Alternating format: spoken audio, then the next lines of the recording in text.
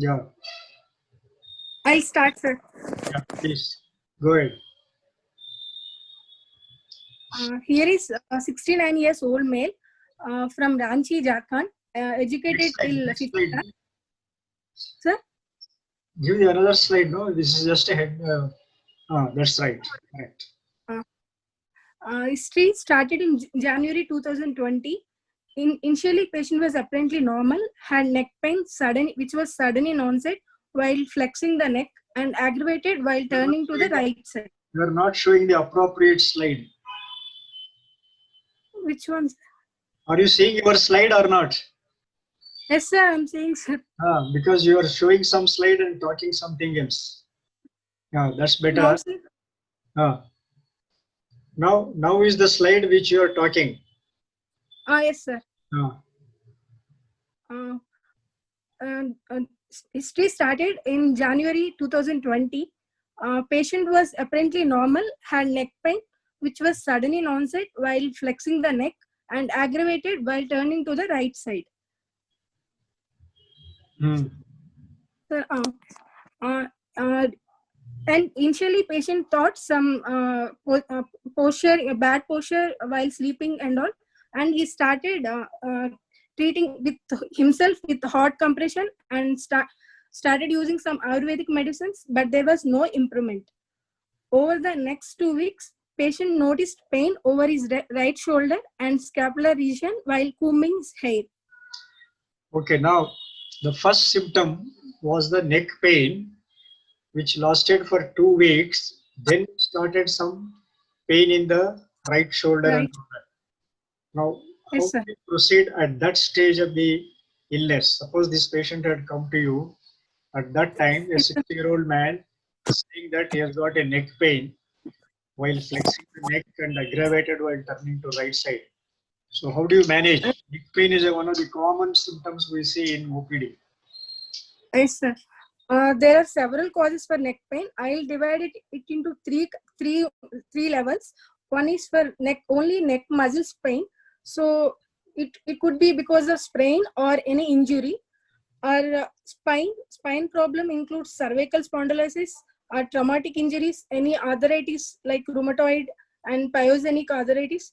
And finally, I'll go for meningitis. So that means the origin of neck pain can be in the muscles of the neck or inside of the spine, bony problems, cervical spine diseases, or occasionally within the bony canal, that is the meninges. Meningitis. Spinal cord per se is not painful. So the commonest cause is the neck sprain. Most of the people Yes, have sir. it in a wrong way and they come with the neck pain. So we don't do an MR scan for that. We just do symptomatic therapy. The next common cause is a cervical spondylosis.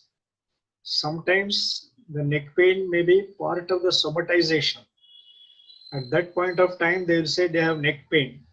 But when you start digging into the history, about a month ago they had a headache, and then before that they had migraine, then chest pain, then acidity, and then neck pain.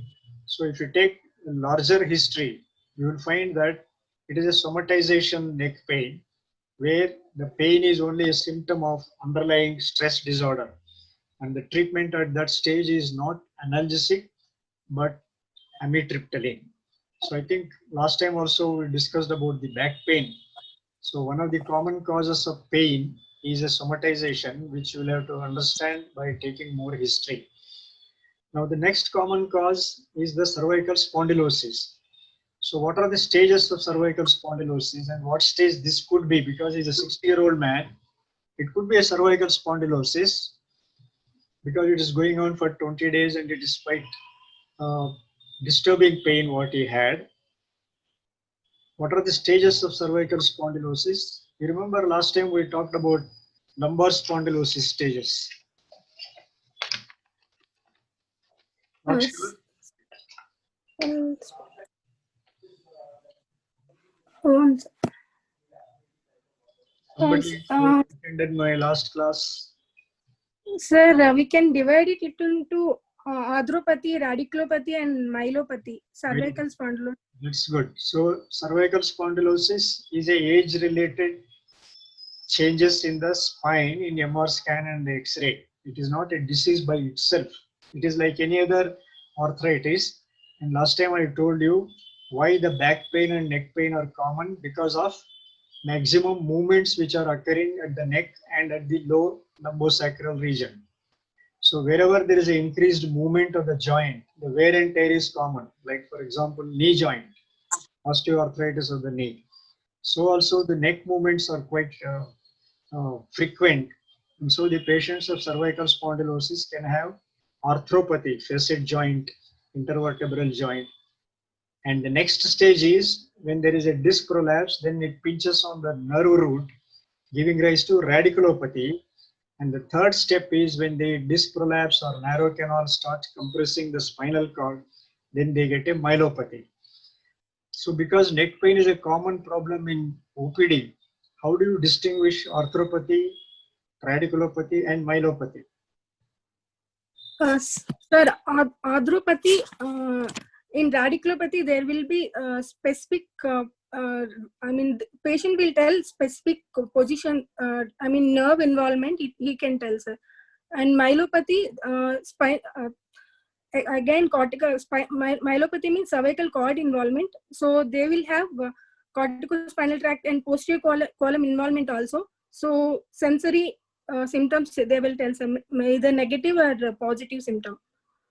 Okay. And arthropathy, usually during neck movements, they will have pain, more pain during neck movements. Yeah, so myelopathy is very easy to understand. Once there is a cervical cord involvement, so you will get involvement of a corticospinal tract, posterior column, lateral spinothalamic tract, patient having difficulty in walking, ataxia and all that. And classically, spondylotic myelopathy is a combination of spastic ataxic gait, corticospinal tract, posterior column involvement. Spastic ataxic gait is very typical of spondylotic myelopathy. So if it is a radiculopathy, what are the common roots affected? Usually C5 to C7. C6 and C7. So in radiculopathy, yes, coughing, sneezing will cause pain along with automatic distribution of C6 and C7.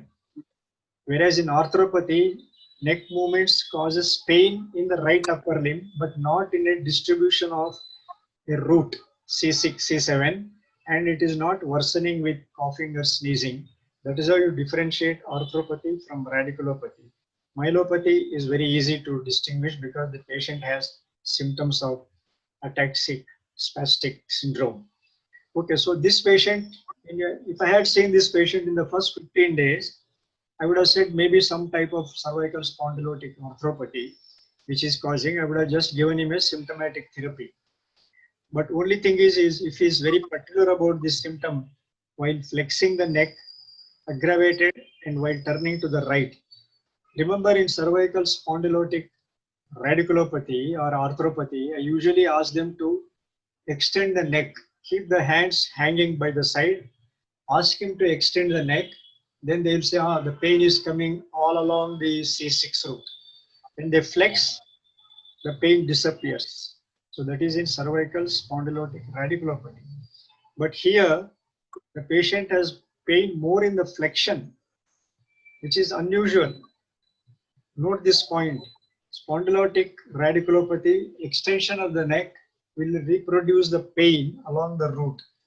Now, if the patient has got more pain in the flexion, this gives you a warning that something more is happening, not just spondylotic radiculopathy.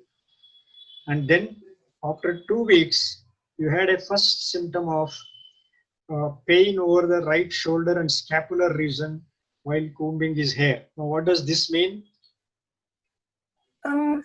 Sir, it could be, we can consider arthropathy and radiculopathy, sir, because his right shoulder and scapula, we can't rule out, in between we can't rule out. It could still be, it could still be arthropathy with a referred pain from the cervical spondylotic arthropathy or the joint referred pain in the interscapular region and right shoulder, unless the patient has a C5, C6 distribution pain. We cannot call it as radiculopathy. So even at this point of time, one is still the cervical spondylotic radiculopathy appears to be the working diagnosis at this time, 2 weeks into illness. Okay, next. Next, after 2 weeks, on right hand, patient observed tingling and numbness in the form of difficulty in appreciating clothes and cold and hot water. Right hand. Right hand, sir. So what does this mean? Right hand tingling numbness means what? Sir, sensory involvement, spinothalamic tract involvement. So he had both positive and negative symptoms. So one is it is a positive symptom of a sensory fiber. Sensory fibers. Yes, Tingling. sir. Numbness Tingling. is a negative symptom of a sensory fiber. And usually the sensory fibers are consistent with the pain and touch. Those modalities which are passing through the peripheral nerve or the root is involved. So now there is probably now it is a radiculopathy. Myelopathy. It is a radiculopathy. Myelopathy. Yes. It is still radiculopathy, tingling numbness in the hand. Usually it is C6 or C7. Occasionally we see C8 radiculopathy in spondylosis. So this could be spondylotic radiculopathy involving C8. So we are still in the track of cervical spondylotic radiculopathy. The only odd point is the patient has more pain in the flexion. Okay, next. Yes. And at that point of 2 weeks, and patient consulted one private practitioner and had taken analgesics, and that pain subsided.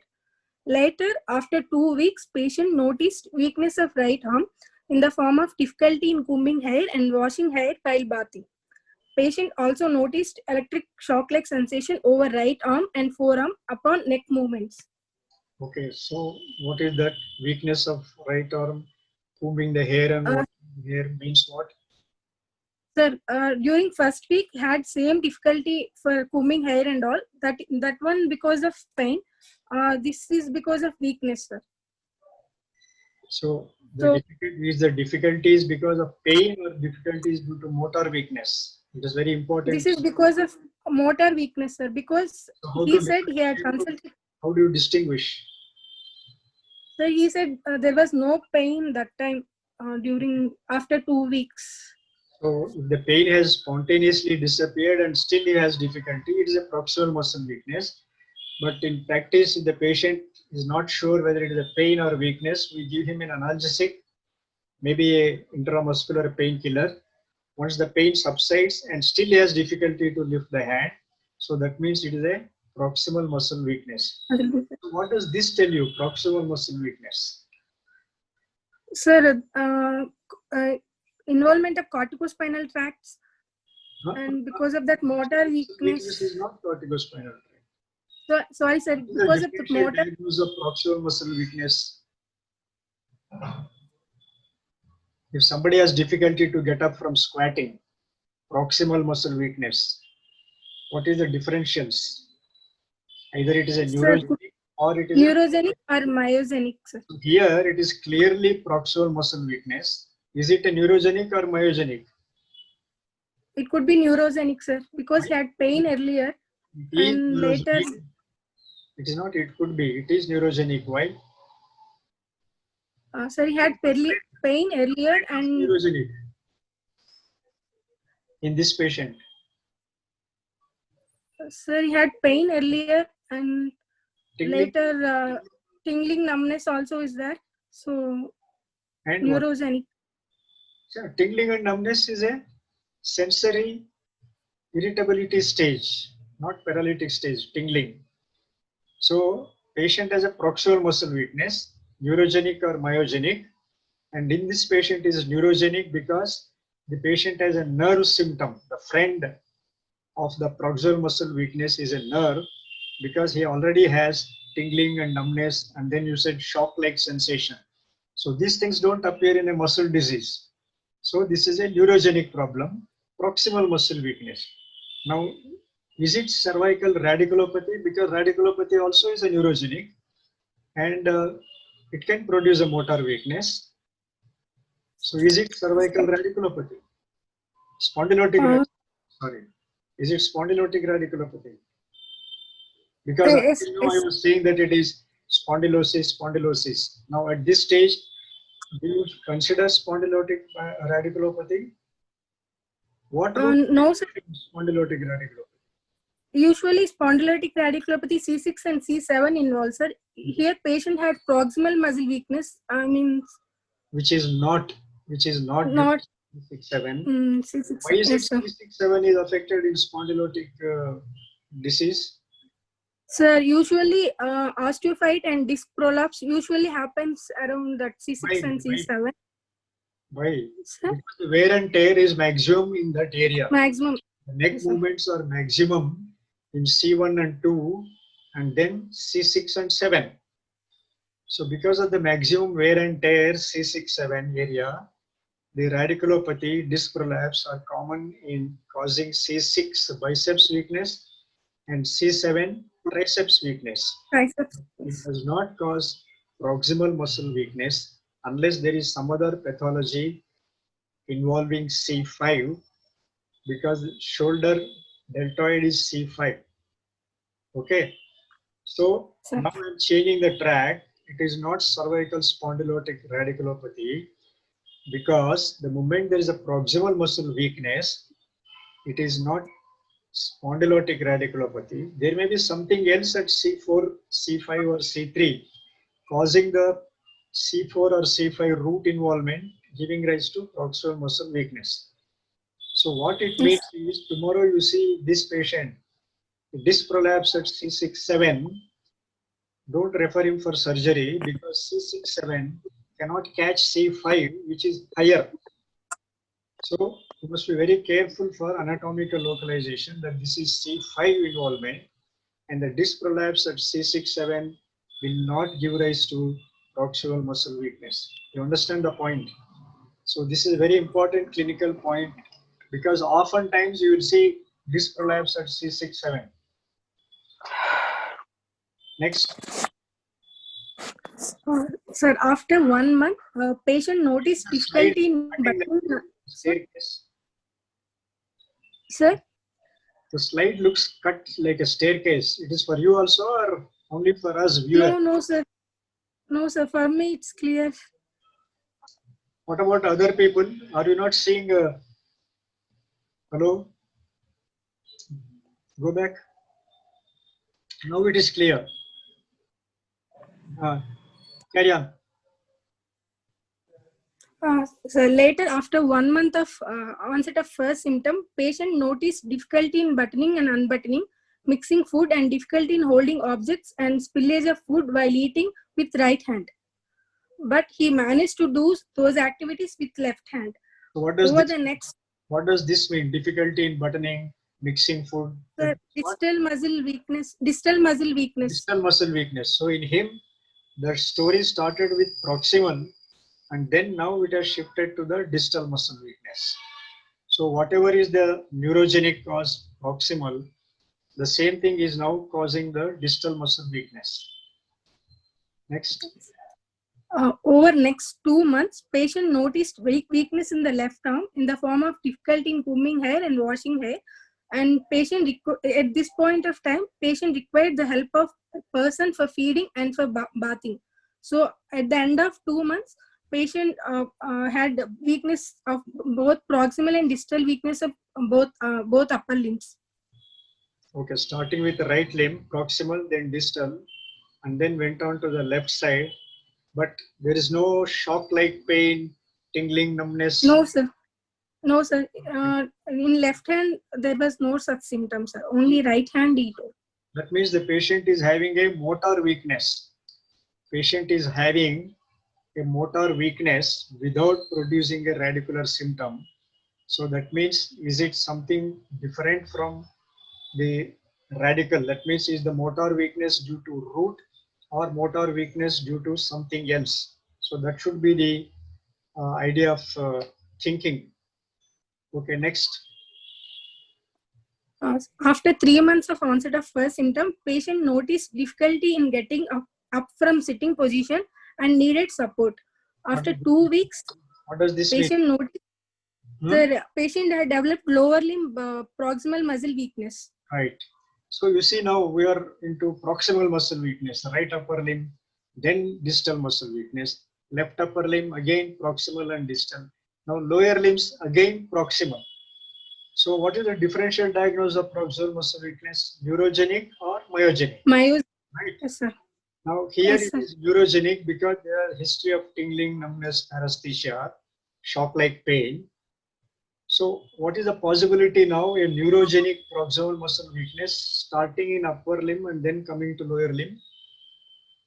Neurogenic proximal muscle weakness means it is a anterior horn, anterior root, root. plexus, peripheral nerve. Yes, sir. So slowly progressive. What do you think? Possibility, common cause, slowly progressive neurogenic proximal muscle weakness. Myelopathy. Neurogenic proximal muscle weakness is radiculopathy. Myelopathy is a distal one. You understand? CIDP will be the first diagnosis in this patient at this stage because CIDP causes a slow progressive proximal muscle weakness and then going into the distal. Because the patient has proximal muscle weakness in the right upper limb, then distal, then left upper limb, proximal, distal, and now you are saying proximal muscle weakness in the lower limb. So the entry to the diagnosis is a proximal muscle weakness, which is a muscle disease or a nerve disease. If it is a nerve, it is anterior horn, anterior root, or a plexus. Okay. So Yes, sir. now this patient, if you are thinking of neurogenic, it has to be a root involvement, not anterior horn, because anterior horn is a pure motor, like motor. Pure motor. So it has to be a radiculopathy, which is gradually extending to the lower limbs. So the commonest radiculopathy, what we call as a CIDP, that is a nothing but a GB syndrome, which is stretched over a period of months. So at this point of time, it looks that we are dealing with CIDP. Okay. And later, during this time, patient able to do all his household work. I mean, walking and all.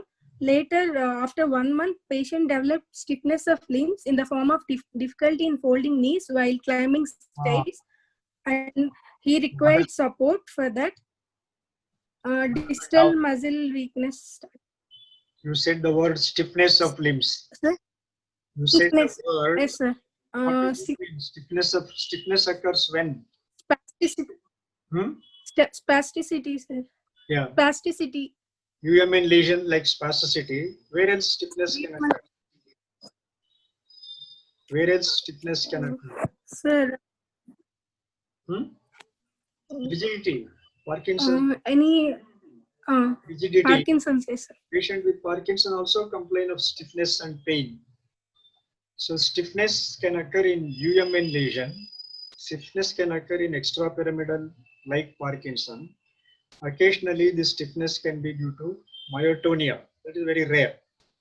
So now, until now, you were saying proximal, then distal, then tingling numbness, then I said it is radiculopathy, then it is a CIDP, and suddenly, like a bomb, you said patient has a stiffness of limb as a complaint. Now, stiffness cannot happen in radiculopathy. So now question comes, is it an additional lesion to radiculopathy? Stiffness, now here we are thinking it could be an upper motor lesion. We are not thinking of extrapyramidal in him. So has the radiculopathy shifted further? The lesion has gone into the spinal cord, giving rise to myelopathy, that is a corticospinal tract involvement. So now the thinking is the patient has a radiculopathy and then a myelopathy. Now the proximal muscle weakness may be because of the stiffness of muscles rather than the motor weakness of a LMN type as it's seen in radiculopathy.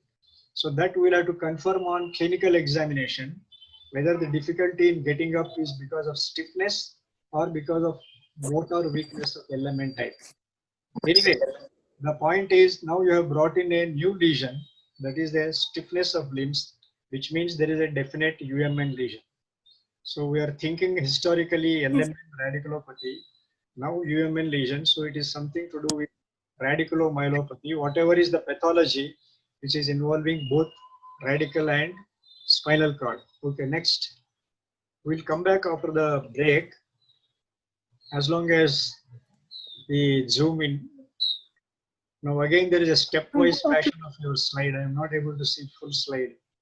I don't know about others. Now it is better. Yeah, next. Now it is clear. And yes, sir. And gradually symptoms worsened and patient required support Good. for walking. Stiffness of limbs. Next slide. Yes, sir. Next, at the end of 3 months, patient was okay. Well, I mean, he was like he You was see the walking next with slide. support. Next slide. As after that, patient symptoms gradually worsened and he became wheelchair bound. And he after 5 months, patient is on wheelchair and requires support of 2 persons for stand to stand, and he is not able to walk and he is dependent for food and brushing. That slide is not seen what you are talking. Now, sir. Now it's fine. So the disease rapidly worsened. In a 5 months time, he was wheelchair bound Yes, sir. and is dependent for all his activities of upper limb as well as lower limb. Lower limb. Yes, sir.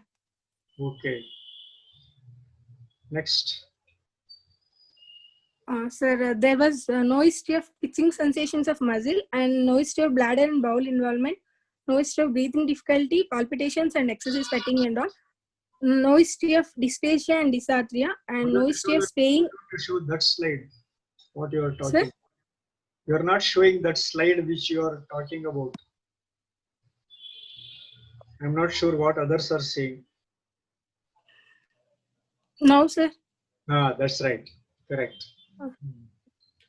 And there was no history of itching sensations of muscle, no history of bladder and bowel involvement, no history of breathing difficulty, palpitations, and no history of dysphagia, dysarthria, and no history of swaying to either side and walking, and no history of any head injury, spine injury, and there was no history of fever and recent vaccination during this 5 months period.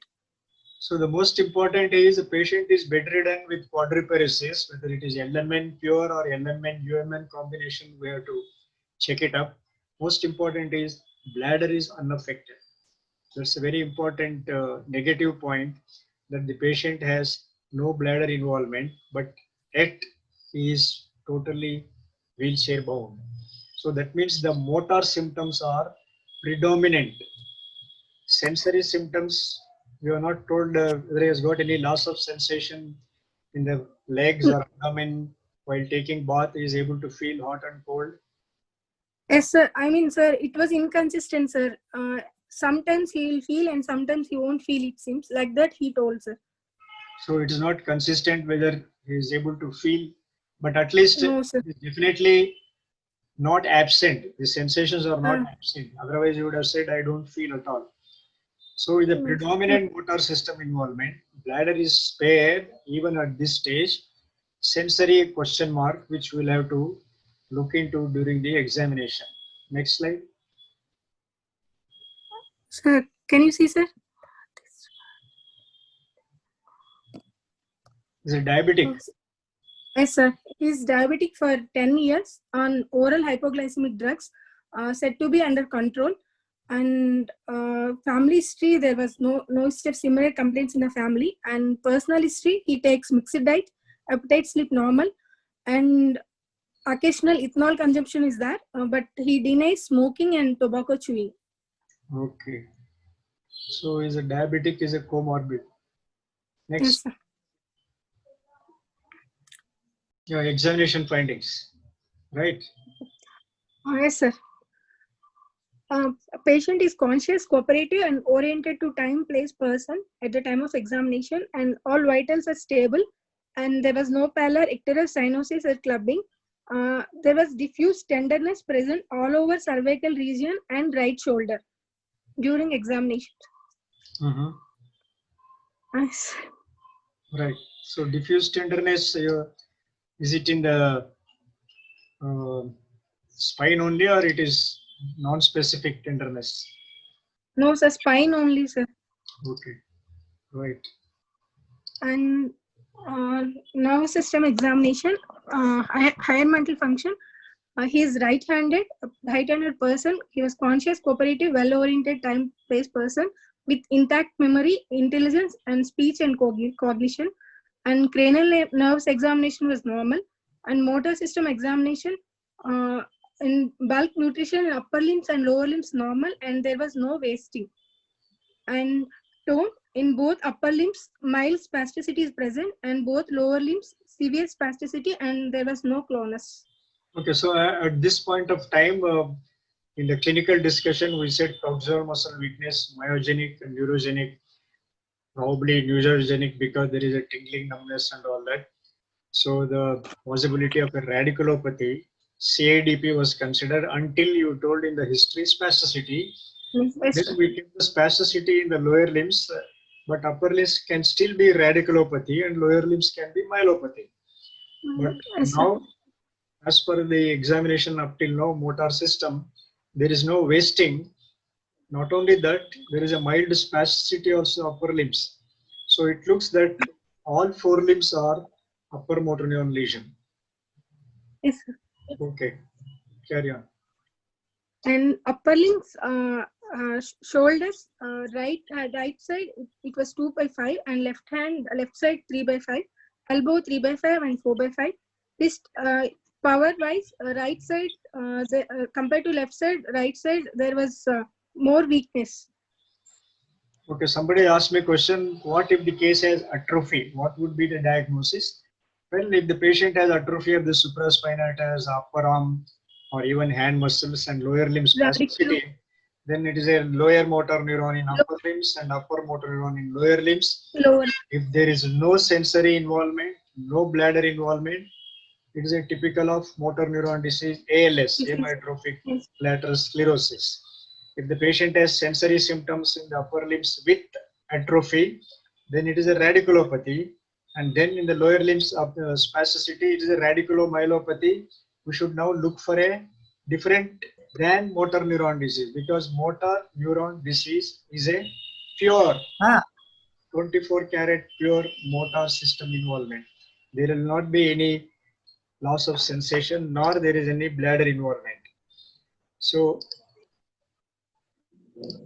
anyway, this patient doesn't have atrophy. If there is an atrophy, we should carefully look for bladder and sensory. Okay, again, your slide is showing a step. I don't know what is it. Now it is better. Okay, next. So again, the examination shows proximal muscle more weak than the distal, according to the motor system exam. Right. Next. And lower limbs also proximal muscle weakness more than distal muscles, and right more than left. Slide. You are showing upper limb slide and talking lower limb. Okay, fine. Right. Next. So in both upper and lower limbs, proximal more than distal, which is very unlike of corticospinal tract involvement, right? Coordination could not be tested because of weakness, and there was no involuntary movements. Right. And reflexes, superficial, plantar, both lower limbs, Babinski positive, others are normal. And deep tendon reflexes, upper limbs, all reflexes are exaggerated, and lower limbs, all reflexes are exaggerated. And sensory system examination, pain, touch, temperature senses are inconsistent. Sometimes it's present and sometimes it's absent, like that. Yeah, that's why. Using proper things. That's why I always tell in the class, sensory system examination requires 4 frontal lobes, 2 of the examiner and 2 of the patient. Both should be able to concentrate on what is being done. If the examiner is mechanically saying Gurta tada, and then thinking of something else, then he is not receptive.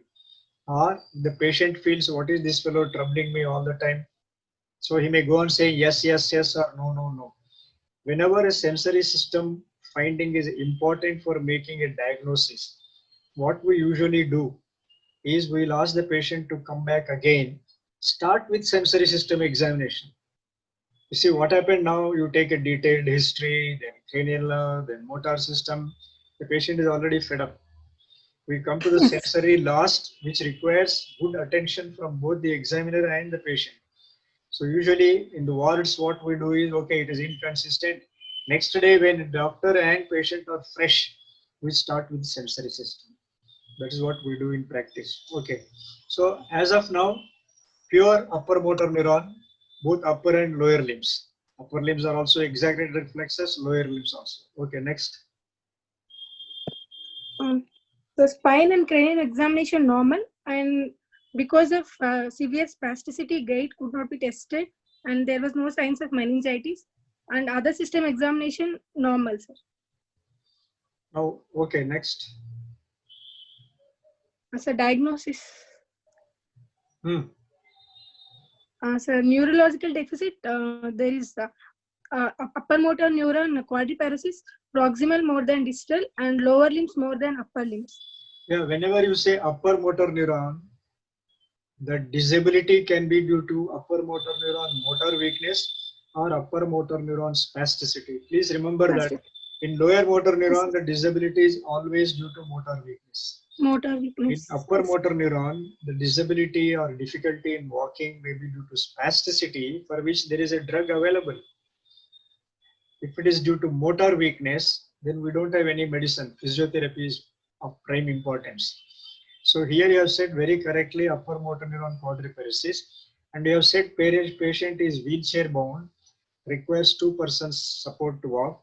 You should make the person to get up with 2 persons support and walk, make him walk and see with support what is causing the problem. Is it a spasticity or is it a weakness? Because if you decide it is a spasticity, then you can give antispastic drug. Hyperreflexia does not tell whether it is spasticity is the cause of disability. You understand? Anyway, this is the patient, so I have seen him. It is the spasticity which is the cause of disability. Because in the differential diagnosis, spasticity as the leading disability has very few differential diagnoses. Motor weakness of upper motor neuron has a large number of differential diagnoses. So you can narrow down the differential diagnosis if spasticity is the cause of disability. Right, anatomical location, high cervical cord. As a biceps exaggerated, sir, so a lesion should be above, will be above C5. So high cervical cord. Not only biceps is exaggerated, patient has a proximal muscle weakness, isn't it? Proximal muscle weakness. So yes, that is C5 and above. Above. So it's a high cervical cord lesion above C5 because patient has a proximal muscle weakness with, of course, biceps exaggerated. That is another point. Now, why did you choose the pathological diagnosis as compressive myelopathy? Sir, a course of the illness around 5 to 6 months. So I'll. Is a subacute progressive over a period of 3 months, making him disabled to an extent that he is wheelchair bound. Right. So yes, it is subacute progressive at where above C5 because what? Proximal muscle weakness, and the predominant, the entry to the diagnosis is a spasticity, upper motor neuron lesions, plus minus sensory. Upper motor neuron lesions is the prime. So there is something in the high cervical cord which is progressing over a period of several weeks. First diagnosis is a compressive myelopathy, very correctly. Why we say compressive first? Because it is an eminently treatable condition. Whatever is compressing, you can remove. Whether it is a secondary deposit or anything. What are the common causes of compression of a high cervical cord? Sir, any subluxation, anything? Common causes of cord compression is neurofibroma, meningioma. Both are benign tumors, both are eminently curable conditions. Whether it is a thoracic spine or a cervical spine, the two common compressive disorders are tumors which are benign, meningioma and neurofibroma. Your diagnosis pathological is correct, compressive myelopathy above C5. Let us go to the common conditions. What are the common conditions of compression? Neurofibroma and meningioma. Yes, sir. And then comes the secondary deposits. And then Okay, sir. there may be some bony abnormalities, but that should come last. Okay, sir. Even if you know the diagnosis, that is the first. That is why Yes. people should not know the diagnosis when they are appearing for an examination, because your mind is blocked. Your mind is always thinking of the diagnosis which your senior has told, "Arey, this is a case of craniovertebral anomaly." So you stop thinking. I will never think of craniovertebral anomaly in this patient. I am a common neurologist, so I think of common causes, neurofibroma, meningioma, secondaries, and then come to the bony anomalies. You understand the point? Yes, sir. Okay. Next, somebody said compressive myelopathy, bladder bowel involvement should occur. If it is Later. there, if the bladder is involved, it is definitely rules out a pure motor system disease. But bladder may involve after another month or two. See, we are always looking at a disease as it is evolving. We do not know at what stage we have come. If some of you have attended my Wednesday clinics, I usually compare that you are attending a striptease show. So if you go to a striptease show at 6 p.m., you have to guess many things. But if you go by 11 p.m., there's nothing to guess. Everything is obvious. Very similarly, you are still seeing a patient who is having a evolving. That's why I started with how do you deal with neck pain? Then I said neck pain with tingling numbness, how do you deal? And then neck pain with proximal muscle weakness. So at each stage, you must be able to analyze and go ahead. You don't wait for the patient to have full-blown picture and then only I'll make a diagnosis. That is for examination, they give you a full-blown picture. But in clinical practice, you should be able to identify at an early stage to prevent him to get into wheelchair. Okay. So now you have come up to the compressive myelopathy. So etiology, we have to see what is the cause of compression. So what is the investigation of choice to look for? Sir, MRI cervical spine, sir. MRI cervical spine. Area of interest, you must write. Above C5, sir. Yeah, please write area. Otherwise, they will give you C6, 7 disc prolapse. That is what they see commonly. A demyelination, for example, this is of course too long for a demyelination, but so-called primary progressive MS. There is a condition called as primary progressive MS. If there is a demyelinating plaque in the high cervical cord, you will miss the diagnosis. If you don't say where the radiologist should see, don't ever say advised MR cervical, MR spine or MR cervical spine. You have made a localization, you say that MR cervical spine, area of interest, high cervical cord. Will you ask for plain and contrast or only plain?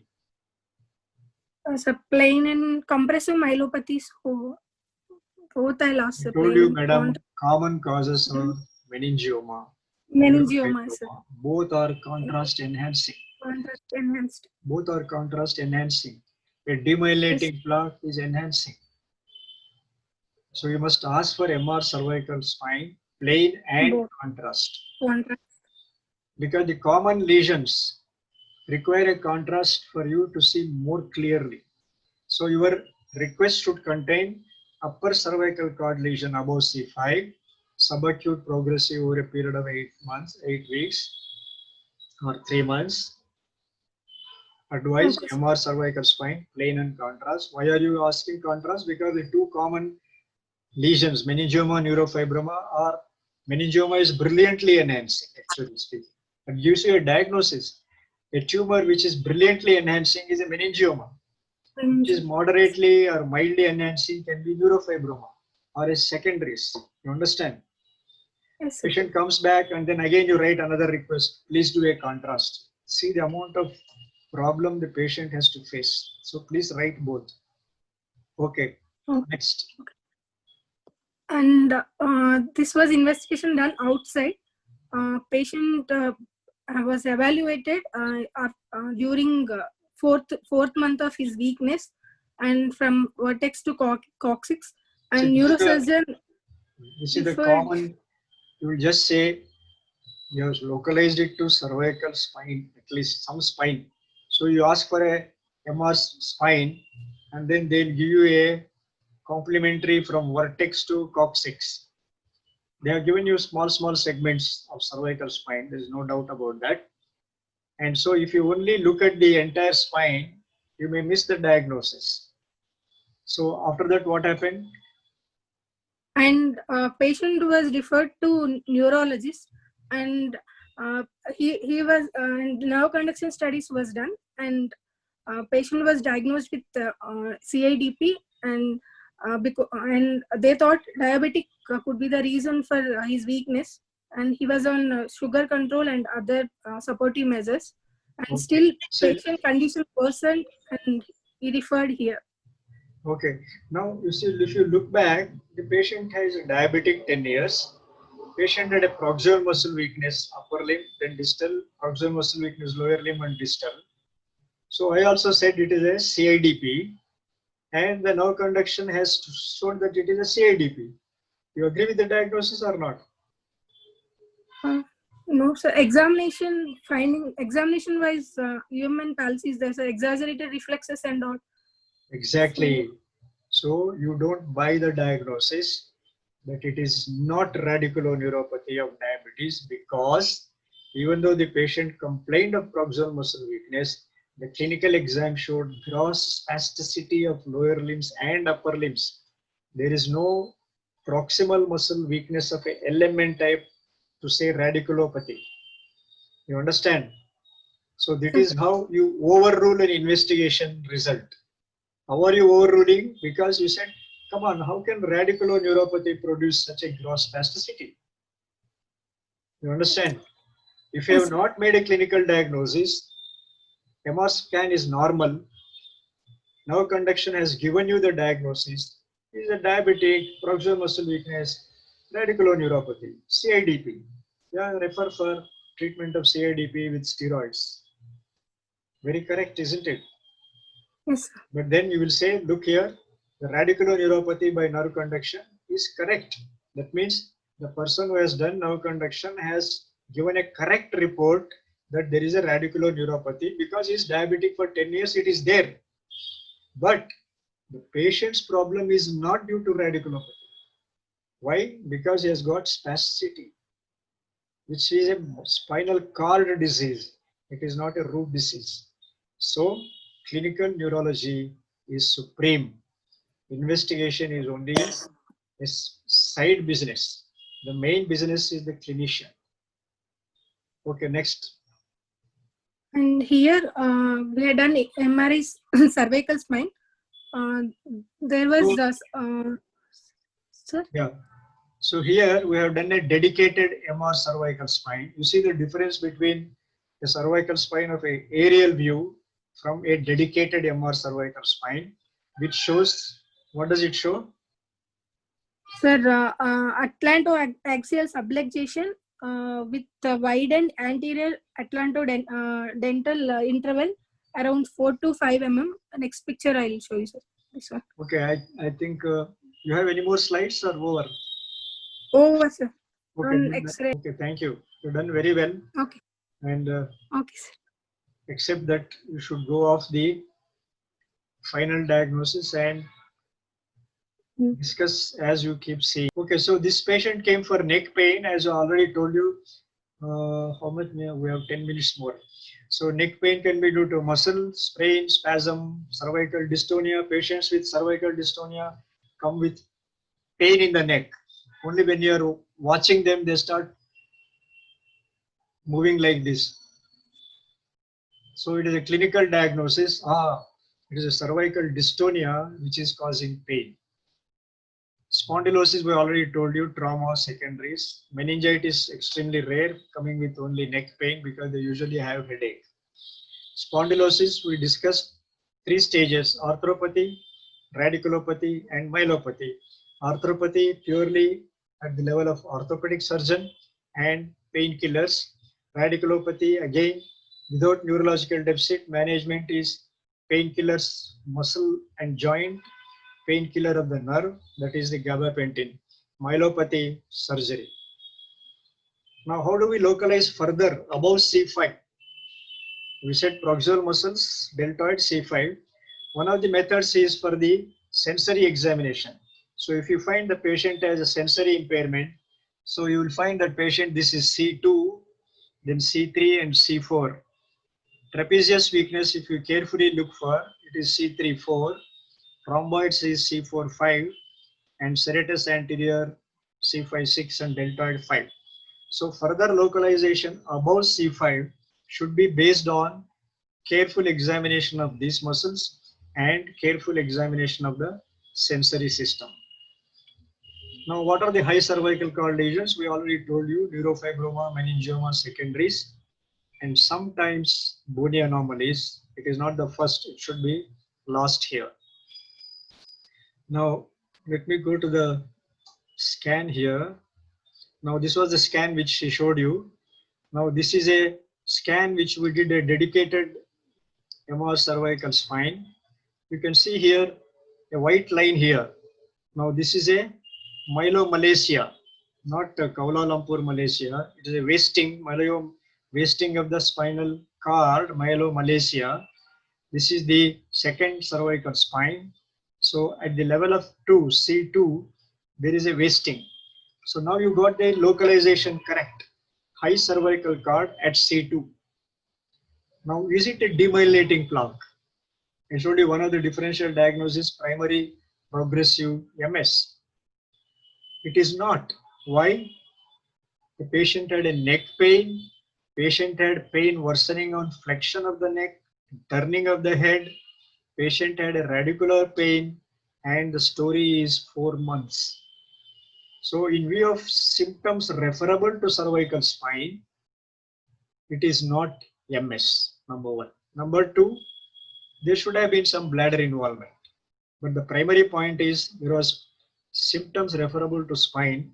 So there is definitely a wasting myelomalacia rather than a old demyelinating. See, old demyelinating plaque also will look like this. But is it demyelinating plaque or myelomalacia? Clinical neurology, history of 4 months, neck pain. So it is not myelomalacia. Then what is it? Then you will find that the odontoid process should be very close to, this is the anterior arch of, are you able to see, all of you? This is the anterior arch of the atlas, and the odontoid is snugly attached to the odontoid. The odontoid is like this. It does not come front and back because it is tightly wound down by the transverse ligament. Its only job is to rotate like this. So the atlanto-occipital joint is flexion extension. Atlanto-axial joint is the rotation. Now for the rotation, the odontoid rotates, but it doesn't fall back because there is a good transverse ligament. So usually the distance here is less than 3 millimeters, and you find between anterior arch of the atlas and the odontoid process, it is 4.6 millimeters. So it gives us a clue that the atlantoaxial dislocation, which is repeatedly hitting the C2 cord, is responsible for the patient's problem. So what do? The patient has problem more in the flexion, the atlantoaxial dislocation. When we flex the neck, the odontoid tries to go back, but it is held tight by the by the transverse ligament. So the diagnosis is done by a simple plain cervical spine X-ray, because X-ray looks at the bone much more clearly than MR scan. So we ask for an MR cervical spine, flexion and extension. Now you see,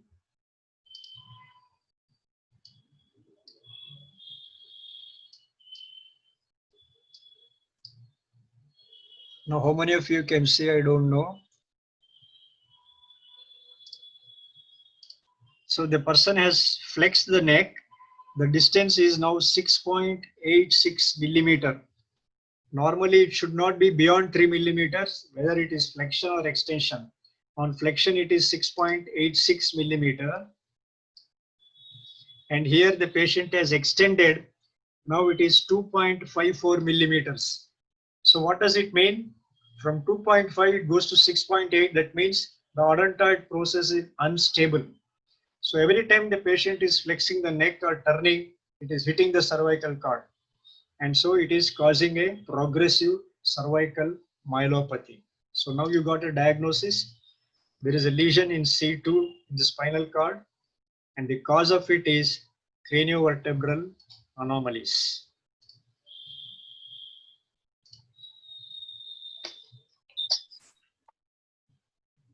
So now I go back to, yeah, the neck movements. Atlanto, how many more minutes? 3 more minutes. Atlanto-occipital is flexion. Atlanto-axial is rotation. Normally the interval is about 3 millimeters, and it is a transverse ligament which holds it. And you see this here. This is the gap. This is the anterior arch of the atlas. This is the odontoid process. Here is the spinal cord. So it should be 3 millimeters, whether it is flexion or extension. Here on flexion, it is going back and hitting the spinal cord. So what are the causes of atlantoaxial dislocation? It can be congenital, traumatic, neck injury. Rheumatoid arthritis, very common in acquired arterial AA dislocation, occasionally tuberculosis, and we always have in medicine idiopathic when we don't have any cause. In this patient, we don't know what is the cause, so we say at the moment idiopathic. What is the symptoms of AA dislocation? If it is a mild dislocation of 4 or 5 millimeters, patient may be asymptomatic, or patient may have just neck pain, or it may go up to the quadriparesis. Diagnosis, simple. If you made a clinical diagnosis where there is no MR or CT, which we used to do in the pre-MR and pre-CT days, a mere cervical spine flexion extension with a clinical diagnosis. There are various other craniocervical junction anomalies. As I said, AA dislocation, one of the causes is a congenital. Usually the congenital AA dislocation is associated with other anomalies like blocked vertebra, C3-4, platybasia, Arnold-Chiari malformation, and so many other things which I don't have enough time to go through. So these are all the various one. Base of the skull, craniocervical means base of the skull, foramen magnum, and atlas and axis. There may be problems in base of the skull like the platybasia. There may be foramen magnum syndromes. There may be atlantoaxial dislocation. Chiari malformation is again can be asymptomatic or can be symptomatic. So these are the various lines, Chamberlain line and McGregor line, to show that the odontoids process is below a line drawn from posterior aspect of the hard palate to the tip of the occipital bone. So in case of platybasia, the odontoid process goes inside and even presses the brain stem. Okay, so the final message is clinical neurology is supreme. You know that we said radiculopathy, then we said diabetic radiculopathy, then we said no, we discarded it. We said spasticity. Is it a chronic MS? No, we discarded it because there is a history of cervical spine problem. So all investigation results to be correlated with clinical diagnosis. I keep telling you that a clinician is a master chef. He has all the ingredients. Like he has got tomato, he has got onion, he has got kothambri, he has got so many things. Now he knows how to mix up everything and bring out a fantastic dish. So the clinician also should mix up the history, evolution, physical findings, variety of investigation, nerve conduction, MR, vitamin B12, vitamin D, you know that. But ultimately, is the master chef is the one who uses the all ingredients to make a diagnosis. Clinical neurology is supreme. In this case, nerve conduction studies have misled the clinician.